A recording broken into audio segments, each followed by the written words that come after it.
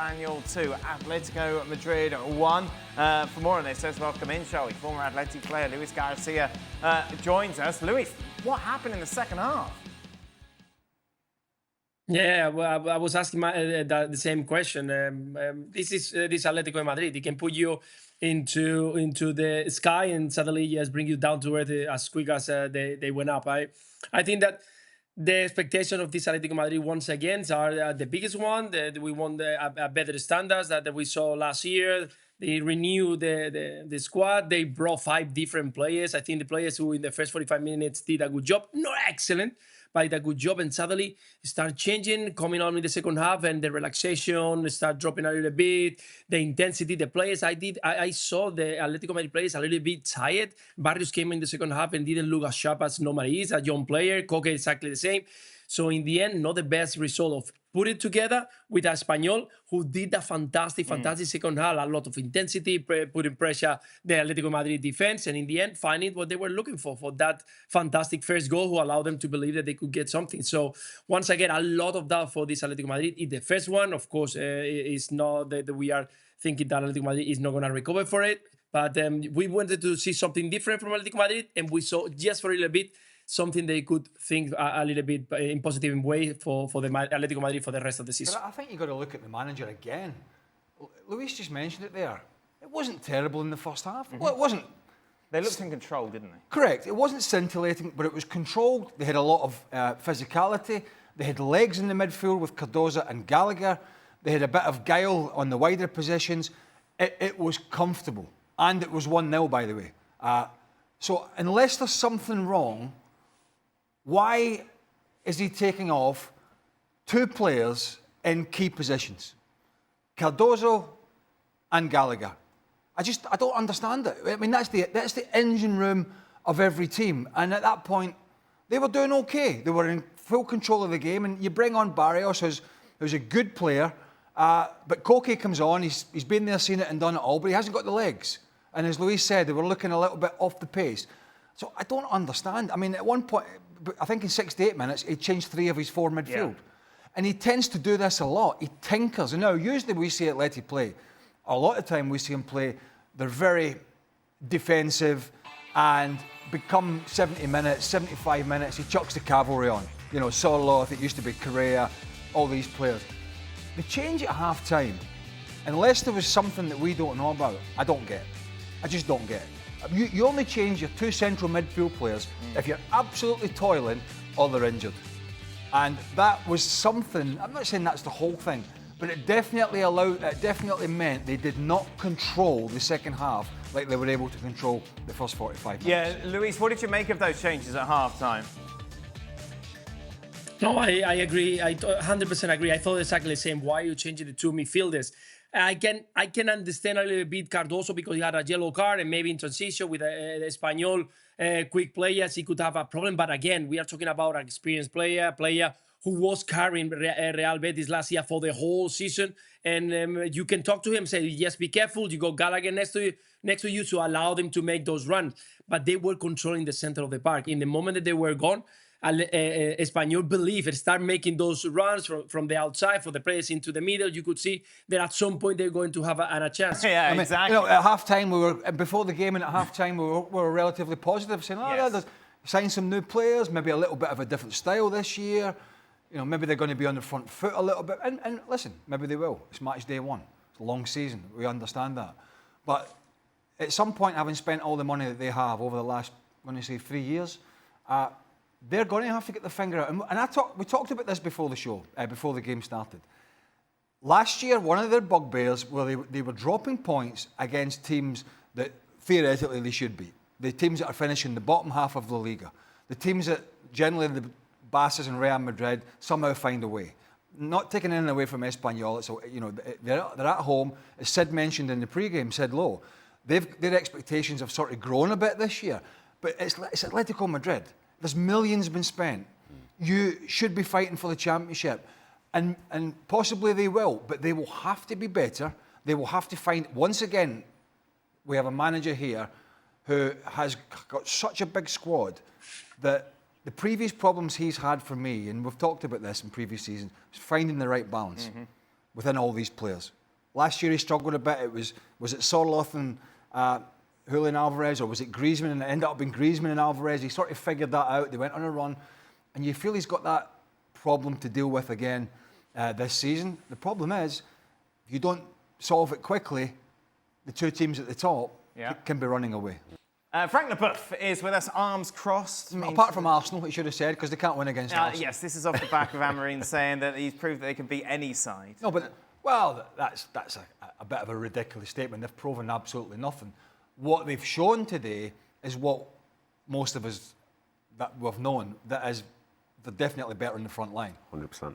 And I know Benjamin Sesko probably wasn't ready to play, and the manager said that, and so it wasn't ideal because Cunha and Mbemo were a threat, and Mount was busy. But there was a couple of times in the first half in particular when they did switch it out to where Calafiore had disappeared from, because he was coming in to play in the midfield, and then Mbemo had pulled out. There was nobody in the box. There was no striker to sort of whip it into, because there was no natural front man. But some of the play was very good. Nadim and I were talking about Cunha and the way across, good player. And Mbemo, good player. Sesko's should be a good player for them. And Mason Mount's fit again. That's an alternative who I think, Ruben Amorim, I think, likes him. The problem is, again, and we've talked about it, is when you start going that way, was the space that they... Now, Arsenal left a lot of space as well. It wasn't a great performance from them. It was a good 3 points.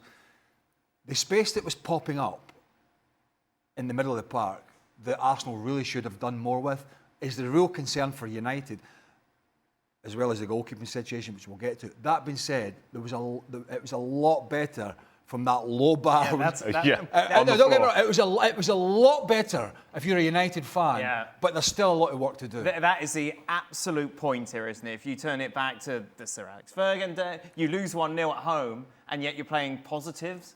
Yeah, the standard from before is lower than Snake's Belly. Literally couldn't get any lower, because we saw them be so bad at so many times last year. I think they lost 9 games at home in the entire season, which is unlike something we've seen from United. Like, we previously talk about 5-6 years worth of games for them to lose 9 games at home. But today they were better. It gave me a sense that they're going to be harder to play against. Right. And you add in that forward line. Like, I enjoyed Cunha's performance today, because in some ways, I know some people don't like him, but he kind of reminded me of a bit of Bruno Fernandes, but with a bit more physicality. There was something that could be created off the cuff, and I think Amorim said before the game that these are players that can do things in moments, and I can definitely see that with Cunha. I think Mbemo did well, relatively speaking, and I think if they do manage to find a way to find the spark with those players, then great. I think they definitely played into those switches of play, as Craig was saying in the game, which were massive, but in reality, like, they still ended up losing the game. But there are positives to be had, because the standard that was set before was so low. But I think they'll be all right this year. And I think that's the thing, and as you said, Amorim mentioned it, you've got players who they've brought in who bring you that little bit of excitement, bring that X factor that Manchester United have been missing for so long, Frank.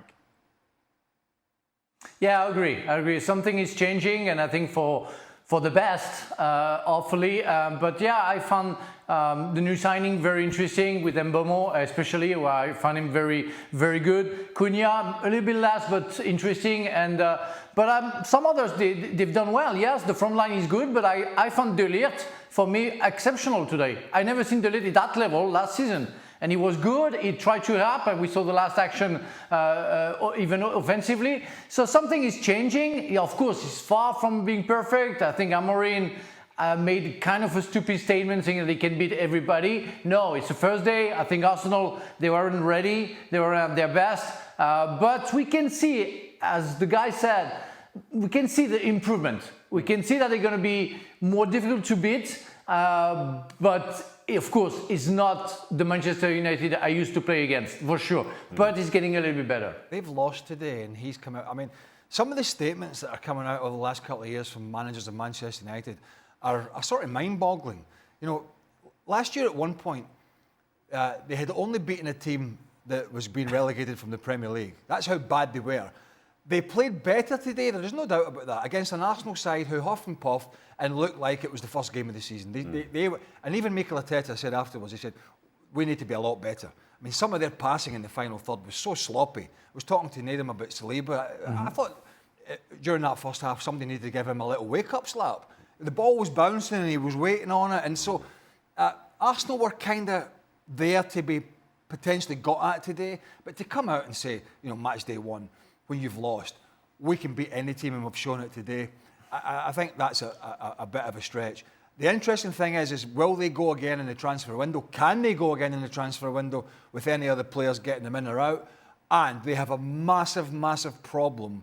I think the first place I would go would be the goalkeeping situation. I'm not sure if I would go central midfield or goalkeeper, because both of those positions are a major headache. I've never seen that at my time. Really, never. You get the Saliba, you push him, you get the ball, and I'm sure the ref won't say anything. But the only thing with that, Frank, is that was pre-VAR. I think if you grab somebody now and push them out of the way, and the ball's coming in the vicinity, I think VAR will just go to the referee, have a look at that. That's an issue. If you guys have got better memories than me from last year in the chaotic cup game, I think it was, at Tottenham when he played. Vicario, you were thinking that. Both of them. Yeah. I think both of them were very similar. Yeah. I'll go back to what I said last year. Did you see when the replay there, when that ball came in, how many players were in the 6-yard box? Yeah. Leave some players up the field. Make Arsenal think. Arsenal are this set-piece team at the moment. What is it, 30-odd goals, 31 goals or something? It's on the WhatsApp group. It's on the WhatsApp group that the producer has created, and it's just about to get swiped and blocked because he's sending... Frank's the only one who contributes. Oh, here he is again, freaking WhatsApp. So they are a threat, whether we like it or not, and whether we like the set-piece coach and all this sort. They're a threat. So you have to think outside the box if you're a team. You can't just keep doing the same thing and getting the same results, which a lot of these teams are. Oh, Saliba, Gabriel, they blocked us. Well, yeah, you know that, so you have to think about doing something else. Yeah, I totally agree. And in regards to playing against Arsenal, in this game itself, I think Arsenal showed the physical side that they have. And in fairness, United matched it. But when it comes down to those set pieces, the delivery from Declan Rice will always keep you honest. It's always into that area. And as Craig said, there's so many bodies in there. Well, how do you counter that? You either have a goalkeeper that's going to be commanding, or you set people up in a way to whereby they can head the ball. The fact that he's ended up basically on his line or behind his line as he's tried to defend it, well, how's that been the case? Maybe you could leave some players forward and so on, but you do need him to be better, because in that same game, David Raya had the same delivery put on him, and he managed to get a punch on it. So that's what you need your goalkeeper to do if the service is going to be like that. What's up with Arsenal? Why were they like that? They were. Was it just Thursday? Yeah, I think so. I thought they looked a little sloppy, or a lot sloppy, and most of the areas. I think Zubimendi coming in was tidy, but it's definitely a different dynamic in the middle of the park. It's crystal clear. Gyokeres is a different type of player to what they've had in the last couple of years. What do you mean by that? Well, he's more of an old-fashioned, up front, pins the centre back, will try and run the channel now and again, but really wants balls in the box. He's not floating about like a Havertz or a false nine. Not that, as you know, I'm a huge Havertz fan, but that's the kind of player they've had. Somebody that floats around. He's more of a player who, what we used to say, he posts up. He posts up. Now, he posted up today against De Ligt, and as Frank said, he didn't get much change. I felt a bit sorry for him in a sense that Arsenal's passing was pretty poor, and some of the balls up to him, it was coming up to him fast and furious, and De Ligt was really up behind him. And they're both big, strong boys, and he really didn't have much change in those scenarios. The other situation that I noticed a lot, and this is going to be the change for Arsenal, and I think City have had this problem, but they've kind of figured it out when Haaland's playing over the last 18 months or 2 years, is that when you got a big guy who's making runs in the box, you don't have to be prodding around the box to Martin Odegaard, to Saka, and all this sort of thing. I was watching Gyokeres make some runs, try to make runs off the back of defenders, and they're not putting the ball in. Right. But they're not used to that. That's a different part of their game. They're used to go back to the midfield. They're used to go back to Declan Rice. Then they'll switch it to the other side. And if you're a striker, you get so annoyed. You get so annoyed because you get fed up making run after run and the ball doesn't come in. So it wasn't great, but for Arsenal, it's definitely something else that they're going to have to figure out, because he's a different player. He plays a different way. He likes to post up and he wants balls in the box. Go on, Frank. Yeah, my concern is, why do you recruit a player like Gyokeres when you know that the rest of the team won't play that way and they won't do what you are expecting them to do, Craig, and cross the ball a little bit quicker without turning around like you're playing handball? You have the player that you need to cross the ball as quick as possible, and if you block it and you make it slow, that guy is useless. So why do you use a type of player like that? Why do you sign a player like that when In fact, the rest of the team doesn't understand him, or his concern, or his maybe way of thinking the football. I think it's complicated. For me, it's useless. And I really thought, I hope he's going to change and score goals and everything. But I thought Højlund signed for Arsenal and played today against his former teammate. That was the way I saw Gyokeres today. So I really hope that he's not going to have the same path, you know, than Højlund and score many goals for the Gunners. But today he was nowhere near it because he wasn't in the same level of music that the others are playing. The others, they were playing a kind of a sloppy but slow motion game where he was trying to get more vertical, one ball, one opportunity, one cross. It never happened. I'm not comparing Gyokeres to Erling Haaland because he's got a long way. He scored goals in Portugal, obviously, but Erling Haaland has been there, seen it, and done it. But what Haaland really loved in the last year or so was when Kevin De Bruyne was, you know, that ball was going back and he was just whipping it in early. Yep. Defenders didn't even get a chance to set, and Haaland was getting off the back, you know, for a great ball in, and that's something I think Arsenal will have to figure out if they've got that player. Yeah, I totally agree, because for Højlund today, and Højlund, see, Frank's in my head now. Poor man's Frank's literally come from my, But the way the Gyokeres was, Already? he's come off the pitch after 60 minutes, he's not had a shot, and he spent most of his time just wrestling Delict. Like, that's not what you want to be doing when you're signing to come to the Premier League to be playing for Arsenal. You know, this should have been a game where there's a bit of link-up, you can see the threat that he has. But instead, it's not the case. And I think the point that you made in terms of the timing, and as Frank's saying as well, in terms of understanding him, this will come over time. But you wonder, for the way that Arsenal are, I think the difference with City compared to Arsenal now is that Erling Haaland was always going to start every game. Do we know for sure that, say, Gyokeres will be on the bench when Havertz plays the next week? No, I think Gyokeres. No. You think he's going to start every game? I think you've put all your eggs in that basket. So what? So you don't think Havertz starts a game then? No, I don't think so. I think Havertz will. I don't. Do you think so? I think he will. Yeah, I think he will. I think I if Gyokeres doesn't come off, listen, hey, come on, let's slow down here. Frank's already packed. It's match day one. The guy's obviously a good player. Of course. He had a big fight today with Delict, and some of the deliveries up to him, honestly, it was very difficult to get it under control. So it was a tough day for him, but he wasn't helped by his teammates.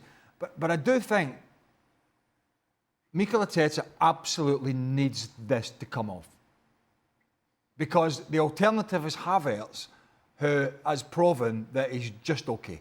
So he needs it to work. So he needs to give this guy, even if it's 3 or 4 games and the media are getting on him or the support, whatever. He needs it to work, and they need to find a way. You need to find a way to get the supply line to a guy who's already proven he can score goals. Yeah. It's as pure and simple as that. And something quite positive about Manchester United, which some would say is a first. Yet there is a negative there, which was shown yet again, Craig, about how poor their decisions have been in the past where it comes to midfielders. Yeah. That we're in a situation once again where you're saying we're nearing the end of the transfer window and they are desperate for new faces to bring in and really shore things up. It seemed they were desperate for Manuel Ugarte. Yeah. Desperate for him. He wasn't playing at PSG.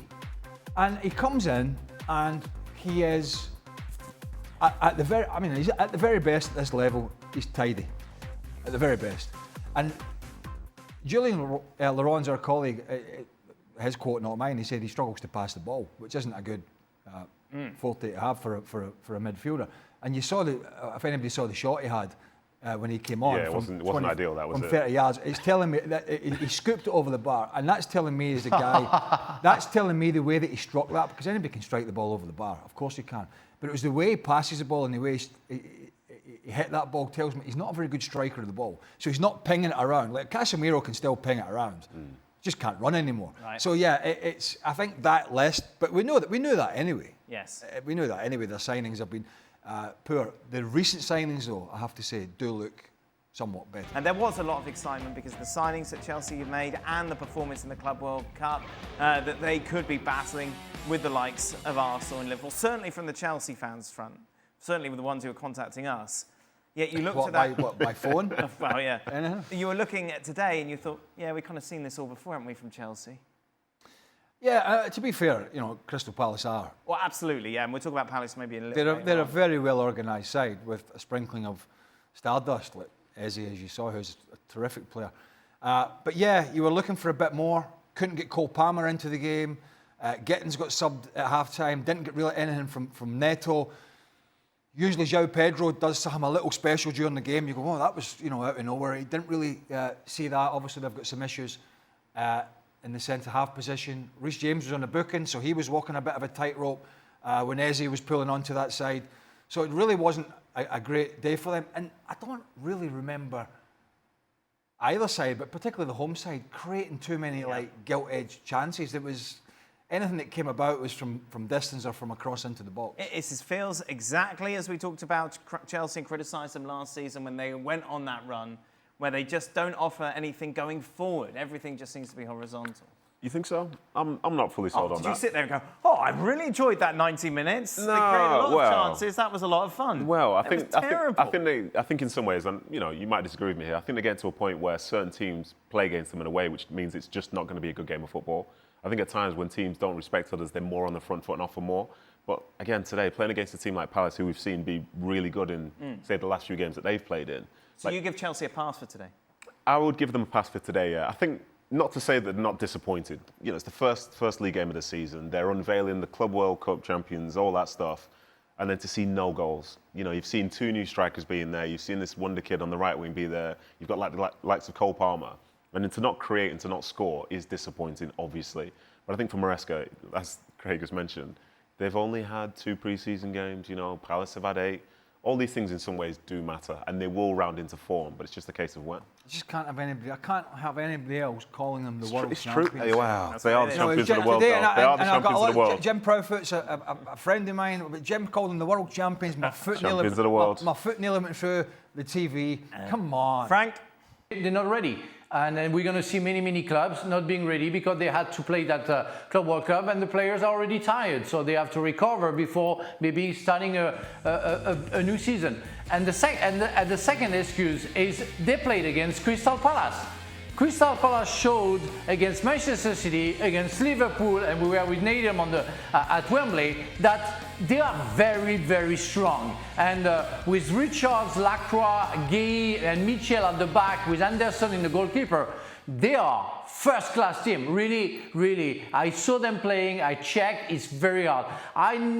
João Pedro came into the club, easy peasy, Club World Cup, scoring goals, friendly games, scoring goals.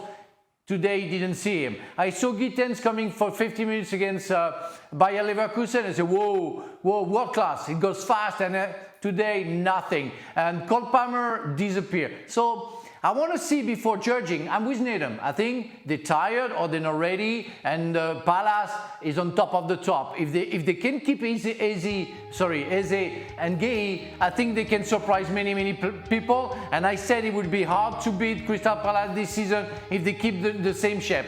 But I want to give credit to that point. Last year they drew the 2 games against Crystal Palace as well. So let's see how it goes. I think that first day overall was poor technically in the Premier League, and Chelsea is the best image of that. So many mistakes, very slow. Some players that we were expecting weren't there, but it's the first day, so wait and see. A big season. It could be a big season this for Cole Palmer, who has at times has just been brilliant and scintillating. But for the first time in that position, they have an ability to rotate. Because João Pedro can play in that role. And now that Liam Delap is there, different type of player. You saw when he came on how physical he is. Will run the channels. That's a different dynamic. And in some sense, that I think that is going to put a bit of pressure on Cole Palmer to step up again. Right. Because if he's not, Maresca, there can be no sentiment. He'll have to make a change in that key area in front of, in that number 10 role. And he has got a player now in João Pedro who did that many times at Brighton. He can do both. So I'm expecting Palmer to have a big season, but if he drops off a little bit and he's not dictating games like he did last year at times, then he does have the option to either move him or leave him out the team now that he signed João Pedro and Liam Delap. Eze to Spurs? Eze to Spurs, apparently it's a thing. If you're a Palace fan, you're like, ugh. Well, why not Eze to Arsenal? Is it Arsenal money? haven't put the bid in. Because I'm looking at him thinking, Spurs are a good club, don't get me wrong, but they're winning diddly squat. Yeah. I mean, all right, they won the Europa League I last suppose year. they're saying but that I'm talking about in England. we spent 50 million on Madueke for that position, so we're not going to then spend however much this will be as well on top of that. I would have preferred Eze. I look at Eze in games where Arsenal are tight games like today where they didn't have their best, and there's going to be a few of them games during the year if you're going to win the league where you're having a bit of a tough day and you need somebody to unlock it, a defence. And everybody will say, well, that's Martin Odegaard. Well, quite often last year in big games, we didn't see Martin Odegaard do that. And Eze is a player who can score goals, who can take the ball in under pressure, and who can unlock a defence. I think he'd be absolutely perfect for that squad, but it looks like he's gone to Tottenham. Yeah, I totally agree. And I think it's disappointing in some ways, in my mind, talking about Eze going to Spurs just because I'd heard a link to Arsenal. If the Arsenal link wasn't there, then I'd say, oh, this is a good move for him because Spurs, they're going to be playing in the Champions League. They're going to be potentially, playing much better than they did last season. That's all great. Different sort of stage altogether. Because for Palace, like as we see now, this is they're probably... not going for a title like Arsenal. I know, that's what I mean. difference. That's what I mean. If without that Arsenal link, then it doesn't even cross my mind. But for Palace, this is the best that they'll be. More than likely. This is the best. Right, I see. Them winning the FA Cup last year is the best moment in their history. Them winning the Community Shield, you could argue is maybe the second best moment as such. So they're great for what they do. They're going to be in the Conference League. Who knows? They might win that. They're on a run at the minute. But it's just that next stage, that next level. And Spurs would be that, but I think he's got another level above that, which is why I'm probably a bit disappointed if that's where he ends up going. So if you look at Palace and the job Glasner's done, and I don't want to be negative about it, but it's just a fact of life. From the front to the middle to the back, whether it's this summer or Christmas or next year, they're going to lose Eze. Yeah, It's Gay. probably soon. They're going to lose Gay. He's in the last year of his contract and he's a very good player. And they're going to lose Watton. It's going to happen. He's a youngster that came in from Blackburn. He's got a cultured left foot. He's played for England. He is very comfortable in the Premier League against every team. They're going to lose him as well. And that is going to be a huge problem for Crystal Palace, not only on the field, which is obviously an issue, but as big as the manager's going to walk. They had more control on the game, but normally they are a better team than us. That is the truth. They have a top level, top world class player. So it's normal that in some part on the bigger part of the game they take the control. So, but we never give up. We knew it that we could create some options first for the draw and after that for the win until the end of the game. Two very good set pieces, one set pieces and another very good cross and score. Two header brilliant. So the key is to never give up. In this league, it's normally it's better if you score the first goal and you lead all the game, but you never know what can happen. After 0-1 down in the half time, we didn't give up, and after that we took 3 points, very important for the start of the championship. Get ready for this, Sid. Come on, prepare. There you are. Good, yes. Get ready for this excellent line. Dimitrovic looks a bit like a Bond villain, and Espanyol were very much the enemy today, weren't they, of Atletico Madrid? Oh my gosh. Oh, that was smooth, Daniel. Look, for what Espanyol did today, one of the things that Dimitrovic talked about after the game was essentially the ability to resist Atletico Madrid for a lot of the game without really seeing Atletico Madrid create lots of chances. And then, as Dimitrovic was putting it, you put two big guys up front and you start putting the ball in the box and you're going to cause them problems. And sometimes we analyse things tactically, which we're right to do, by the way. I'm absolutely not dismissing that. But every now and again, it becomes a bit simple. You put the ball in, you put Atletico under pressure, and they folded. I think Simeone will have a lot of questions to answer in terms of the changes that he made, in terms of them maybe backing off a little bit in the last 20 minutes. But the bottom line is that Atletico Madrid have dropped 3 points already. And we were talking about this pre-game, weren't we? In 11 of the 19 away games last year, they dropped points. It's now 1 of 1 already this season. Craig and Luis brought it up, Sid, the fact that they made those changes at half-time, two key midfielders being brought off in a game that they looked pretty much in control of. What was Simeone's answer to that? What has been any sort of the reaction to that you've heard? Well, we've not heard it yet because Simeone's not yet made it to the press conference room. He came through the Flash Zone post-game. He hasn't got to the press conference room yet, so I don't know. I think one of the things that I assumed, I mean, this is only an assumption and it's potentially wrong, is, of course, that maybe it's to do with the heat and, in particular, the fact that Johnny Cardoso already had a yellow card and just thought, right, I'm not going to risk it. And I don't know how it looked on the TV, but certainly in the ground, it looked to me like what he did was take out two pretty dynamic central midfielders and put on two quite static ones. Now, Atletico Madrid still continue to have a lot of the ball until around about the 75th minute. They had that wonderful move where the ball came back off the post, and I thought, if you like, the line of three behind the forward, I really quite liked. So you had Almada, you had Alex Baena, who then was taken off relatively early as well. You've got Julian and Alvarez dashing around and Simeone's son as well, of course. But that middle of the pitch for me became a bit pedestrian. And obviously, with hindsight, it's easy to say this, but that feels like that kind of invited Espanyol back into the game a little bit. I get what you're saying, Sid. And Luis mentioned it as well about the booking. But, you know, as a central midfielder, if every time I got a booking, the manager panicked and took me off, I've been in the bath half the time. Yep. Central midfield, right, or anywhere in the midfield, is about making challenges. It's about winning second balls, and it's about putting your foot in. Getting yellow cards is an occupational hazard, and when that happens, then you have to play with your head. Yep. Don't dive into challenges. Yep. You don't do anything silly. You just manage the game. I totally agree. He took out two players where they're not the greatest passers of the ball. Certainly Conor Gallagher isn't, but they're two guys that get around the field, they win the ball, they catch and fetch it, and give it to others. And that was and that was working all right for them. And Sid mentioned Espanyol went back to simplicity, and once again, we have a manager here in Simeone, it seems every time we do a game, overthinks it. Just overthinks the changes, they come thick and fast, and they completely disrupt the momentum that they had gotten into the game. If I'm in the dressing room and we're 1-0 up, right, and we're in control, and All Blacks not really had anything to do, and the manager's taken off two of our key players in the engine room, I'm sitting going, what the hell's he doing? Yeah. But he continues to do it. And the result obviously goes against them. So, Sid, what was it? Villarreal on Friday, Mallorca Saturday, obviously Espanyol today, Elche tomorrow? Yeah, that's right. Elche against Betis tomorrow. That should be fun. Goodness me. Is that on? We doing that game? No, we're not doing that game. No. Sid just doing that out of the goodness of his heart? Sid's just going there for fun. That's going to live Sid Leeds. I know, Mrs. Lowe's loving it. Inter Miami take on LA Galaxy. Lionel Messi, of course, has been out injured for the last couple of weeks. He'd be on the bench, though, for this tie. Busquets to Jordi Alba. There you go. 1-0. It's like watching Barca all over again. Oh, it's the whole thing. It's Barca B. Barca B, trust me. You've got Mascherano managing. Jordi Alba at right back was that? Messi comes on then as a substitute. Oof. Can't do anything though about this, as Pancio makes it 1-1. Well, that turned the pace. Yeah, he had the jets there. He was going against Suarez though. Oh yeah, to be fair. He's got a lot of things, but I don't think pace is one of them.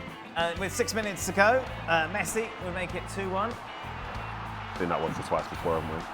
It's a bit like Lamine Yamal, that fella, that type of goal. Could make it one day. That. And then late on, a little bit for the Inter Miami show, we'll look at this little flick from Messi that would find Luis Suarez to make it 3.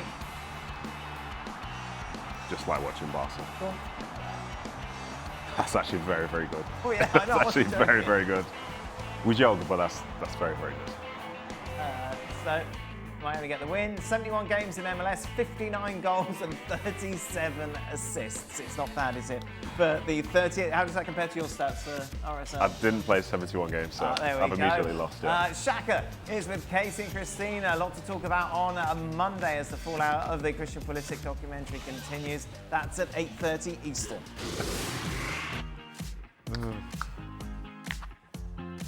Welcome into the latest edition of Extra Time. Somebody illuminating the graphics now. Yes, there's new graphics. I know. You don't like them? I don't get involved. Yes, you do. You get involved in it. It just got involved now, but yeah. You got No, I just noticed during our La Liga yeah, stuff. Yeah, they're kind of brighter, bolder. It's like Stevie wore his green tie and his black shirt. It's in order of that. Low-level gangster. Yeah, exactly. Yeah. Audition for The Sopranos, Yeah. Stevie. Oh, you're auditioning again. Did you have a lovely time in England? I was working at Wembley. We needed One day you worked. No, 2 days. What do you mean? And I almost got. Frank and I almost got killed by an attacker. The story has snowballed. And we had no security. Right. right? Yes, True. yeah. Budgets. Yep, true. Our boss was a security. Okay. I wasn't holding out much hope. Right. Although he was getting a bit feisty at one point. Okay. Yeah, well, Yeah. I didn't, not quite. I embellished that. But the guy was an idiot. Honestly, it just shows you. Yep. I mean, we're putting her lives at risk Right. to do these pieces. That's it. But yeah, that was good. It was a good couple of days. Cool, good. And Well done. no, I didn't say we were good. I said it was a good couple of days. Okay. And we had a good time. You know why we had a good time? Why is Because that? you weren't there. Oh, there we you go. missed it, Got you in eh? the There end. we It are. was very professional. Dan, do you want to that's redo on your Premier League predictions of Arsenal winning the title and Gyokeres being the player of the season? Well, Arsenal got 3 points, didn't It's they? very early. We'll see how we get How on. about the other side, Gyokeres? You're going to talk about that bit? Oh, yeah. One game in. Yeah, one game, Haaland yeah. took time to adapt, blah, blah, blah, all that Yeah, normal sure, nonsense. Yeah, for sure. Will Arsenal win anything playing this style of football season after season? Wow, they did win. Frank? Well, they did win, and as you said, and nothing. I think they're going to improve. We can feel that some players are not ready. We know that they have to find, and Craig alluded it during the show, where they have to adapt also to Gyokeres. We're more direct player. Who make run that they have to use and to be a little bit quicker in their passes.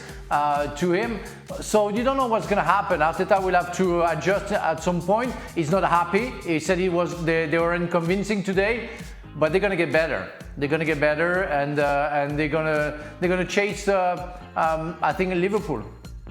Nathan, out of Ekitike, Gyokeres, and Sesko, who will end the season with more goals? Good question. I think I'm going to say Katika, you know. Right. Obviously, you don't want to overreact to the first round of games, but I thought he looked the part, and I thought he looked the part last week as well in the Community Yes, Shield. 2 goals in 2, really. 2 goals in 2, but the general play was really good, and I thought Liverpool struggled once he came off in both games. So I'm going to lean that way. And obviously, if Isak happens to arrive, it kind of changes things just a little bit. But I feel like he's settled in the quickest, and I think this run that he could be on now could help him out. Burnley? He's not covering himself in glory, is he? Who's this? Who's that? Isak. Well, certainly from the Newcastle supporters. I would still, out of those three, probably still stick with Gyokeres. Yep. You think so? Because Yeah. Ekitike might end up playing wider if Isak comes in. But you're right, he is a good player. Looked very good last week at Wembley. Some of his link-up play was... Were you there?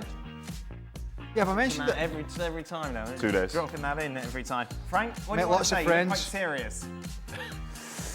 Well, I think Ekitike is likely to win that contest because he's going to be served. Right. We saw, as I mentioned before, Gyokeres. Now they can't find him. They don't play the same pace than him and the same music. And Sesko, I don't know what's going to happen. You know, he plays for a club where we don't know where they're going to stand, how they're going to perform. So I give more chances to Ekitike. Of course, if Isak comes, that's going to be another story. But so far, my favorite is Ekitike. Do you know what? Go on. Go on. Okay, move on, Dan. It's fine. Frank was Nothing big time in London. I mean, well, we saw him like wrestle Ekitike for his shirt. Oh, yeah. No, because we all stayed, most of us, we stayed around Wembley. Yes. Oh, okay. Yep. Not quite as salubrious. No. I definitely. understand that, but, Yes. needs must. Where did Frank stay? Frank was at least 20, 25 minutes away in some more boutique hotel. Really? Were you, Frank? Why did you stay there and not Gab's basement like everyone else? I don't know. I listened to my boss say to me to stay, and I was at Soho House at the Soho White House? House. Is that what You you know said? where is the? Yeah. Soho House. Yeah, close to White House tube station. Strategic You know what is that? Right. White City House. White City House. White City House. There we go. Okay. Beautiful. That was posh. That was posh, but I deserve it. You know, never Yeah, that's what it exactly. is. I deserve it. And Never that's bought it. it. Deserve it. Brilliant. People aren't happy with you, Nathan. Oh, here we go. You will have anything to say about Sunderland's crazy win yesterday? To be honest, I was a bit surprised that you didn't mention it on the show. I didn't mention it on the show. That's what they say. Unfortunately, I don't create the running order, so I couldn't do that. What's the Otherwise, it running would order? lead. What's the sorry, running order? there's something that he's got over here. Nah, we don't bother with that. Yeah, we don't I need run thought orders. you would have pushed for it. I would have happily tried to do it. That's just the big shoehorn it moment. in. Yeah. Also, I'm learning. This is why it's here. You know Don't what I mean? wait for it. You I'm don't wait the for it. apprentice here. I'm learning. Well, I know, the amount of times we managed to get Club World Cup into the show. Yeah, exactly. Yeah. if you're waiting to be asked on this show, you're going to be waiting a long See, I've learned from this, and the next time I'm here, Big win. huge win. Yeah. First time they've been in there like 8-9 years. Right. Massive moment to win 3-0. 48,000 people there. Brilliant. It's one of the few stadiums I'm actually going to try and go to this season because the energy's so good. Why do you say it in that way? Because I don't really enjoy going to football as much. What? What? What'd you say? What did Well, you you say? shouldn't be Is doing it this below job. you? No, it's not that it's below me. mean- It's not that it's below me. I like watching stuff on TV, but I've got a nice link to, especially ESPN Plus. Yeah. But yeah, going to stadiums, I'd like to go there because it's been such a long time since we've had Premier League How would the football. welcome be? Would people remember you? November 15th, they'll remember me. That's all I'll That say. was your goal against Chelsea. Oh, you know it, yeah, of course, yes, yeah. I'll yeah. try and get a game around then, see how that goes. I was Yeah. showing my boy and he goes, his first touch wasn't very good. Well, the No, second it- and third was it all right. the second. I love going to stadiums. Man of the people. Yeah, he's man of the people. Well, I heard you were man of the people though at Wembley, chatting to yeah. all like the old TV crew. Oh, there. Yeah, people seem to remember you quite fondly there. What changed? I don't know. Environment. I think it's Talking you, to the Dan. old camera boys and everything, the Yes. Steadicam, Jim Little. Oh, they're all still I going. think maybe you're the problem, actually. Do you think so? I'm Possibly, the yeah, catalyst for the, possibly, yeah. Except it's when I get in this studio, this sort of air of despairing gloom comes over me. Problem is, I'm like native house guy. He goes, "Oh, I've had enough of working now." Gosh, it's like yeah. the studio. No, genuinely, no, I think it's you. No, because I'm not working with you yesterday. I know, but I've And worked went with you and- enough, that's the you had a thing. proper grump yesterday because you couldn't get any lunch. Well, you know, I'm a big fella, right? So I need to be fed. I skip into this office. I do. People don't realise this. I skip in All of here. you skipping anywhere is quite impressive. I skip in here whistling and singing. Yeah. And it's get close to this studio. And then- it's like it descends on me. And then it I kind of just drags think it down. somebody's going to Okay, ask well, let's talk about your positivity. Name 3 positive things about Manchester United today.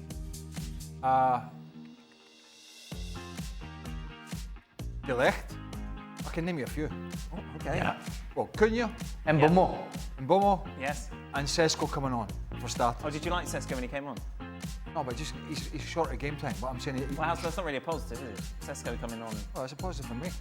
How is- I actually thought Mason Mount looked. he's and as you know, I'm not a Mount fan or anything like that. But they signed him for big money. It was a bit of a head scratcher. He had a lot of injury problems. He needs a run of games, and I thought he looked sharp in that first half. And it's crystal clear that Ruben Amorim wants to find sort of a spot for him. So I thought that was There you are. a positive. I thought there was plenty going forward, positives for United, because last year there was very little. Between the top 3 favourites, Frank, would it be fair to say that City looked the most organised and complete team out of the 3 in game week 1? I suppose the 3 are City, Liverpool and Arsenal.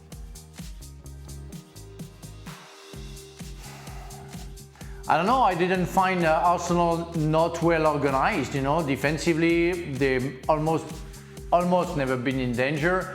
I don't know what to think about City. I don't know how they're gonna manage the season. How they're gonna improve comparing to last season.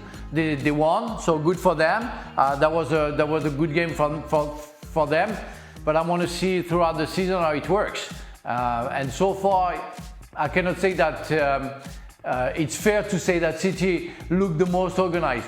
I mean, we are at the beginning of the season. Some players are not very ready. So let's see how it works. And let's start making maybe a statement after 10 days. Yeah, after game week 1, yes, absolutely. And I think for me, with Arsenal, as we saw today, there was a hint of like the bad tendency they had last year at times, because where I think the balance went wrong is that most of their chances start to be created from set pieces. I think the best version of Arsenal is one where the set pieces are like an extra, Right. as opposed to the fundamental side of it, because they didn't create a lot today. And some of that could have been to do with rustiness, some of the passes in the final third. But if it's like, well, Arsenal have a set piece, maybe they'll score, but then in terms of general play, there's nothing else. I think that's the problem. But for match week 1, you've got to say Man City. Of course So I think to sort of back that up, they've lost the Premier League the last 2 or 3 years in a tight run-in, and they've had the best set-piece record. Right. What's that telling you? They need to shape up the rest of the game. You know, at one point last year, I think most of us just got fed up hearing about, is it Nicolas Joubert, the coach, and whatever this discussion about the set pieces, and it was like, do you know what? They're actually a pretty good side. Yeah. And I think when they get back to that and the set pieces become just an add-on rather than the main thing, because they've scored more goals than anybody else, but yet they haven't won the league. And that's telling you that there's other facets of the game that they have to be better at. Why are you laughing? I'm just thinking, how do you keep Arteta in his little box? Because he just can't stay in the technical area. He's always out. But I don't understand this. There's a technical area, and you either have rules and regulations around staying in the technical area, or you don't. If you're coming out of the technical area, you should be an automatic ban for the next game to stay up there. If you're not policing it properly. Yeah, it was funny today because he just seemed like. And it's not the fourth official's fault, because their job must be the worst ever. Yeah, listening to the two managers piping on all the time and try to keep them in. But every game has cameras, so if you're stepping outside and you do it 2 or 3 times a game, you're up in the stand the next game. That'll stop them. Final question, Frank. I've watched your show every day for the last 10 Frank years. Show. Frank Show. Well, this is what we are big players in Frank Show. Can I get Frank to say clean sheet? Clean sheet. What's wrong with that? Oh, that is going to take some beating. Thank you very much. What a way to end extra time. Well, that was another word. That was another word that I was saying bad, but that wasn't that one. Yes, I can't remember what the other one was. That was more focus. That was more focus. No. Nadam is back tomorrow. Oh, again. One more day. Overworked. One more day. Leeds taking on Everton, plus more reaction to what we saw. Oh, off again. over the weekend.